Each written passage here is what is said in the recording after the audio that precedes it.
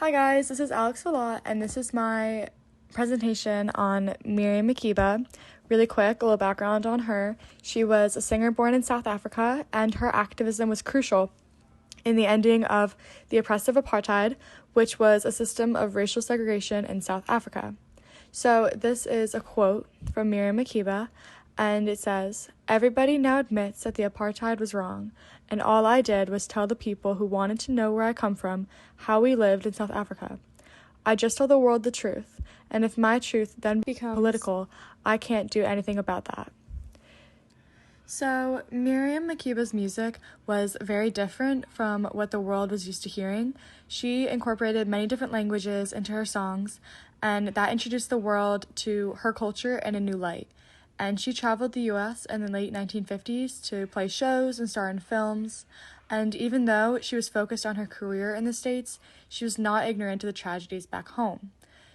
For example, she was very much aware of events like the Sharpeville massacre, in which members of her family actually died, two of her uncles.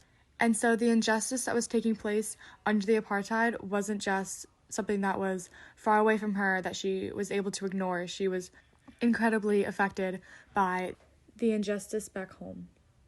And she wasn't silent about this matter either. She used her fame and platform to help people. In 1963, she was able to give a speech at the United Nations, and she begged and pleaded with them to help end the apartheid. She talked a lot about racism, inequality, and oppression that the people were suffering under the government system, and she asked the world leaders to put themselves in the shoes of those suffering. Outside of the United Nations, she often spoke against the racial segregation in South Africa and encouraged the cultural boycott, which was always putting pressure on the apartheid as well. After this, she quickly became a symbol of the campaign against the apartheid, and her natural hair that she kept in like a short afro style became famous and very popular, and she was given the nickname Mama Africa.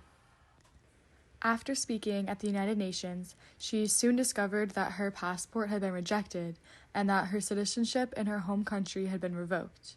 Miriam Makeba was forced into exile for 31 years. During those years, she became increasingly famous and produced hit songs like Pata Pata, which reached number 12 on the Billboard Hot 100 list, and included both the English language and her native language of Xhosa, allowing for her culture to be spread in a new way.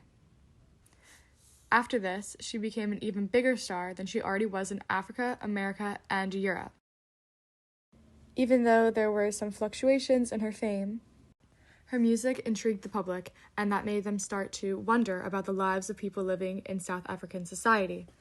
Thus, the American public became more and more involved in the fight against the injustice of the apartheid.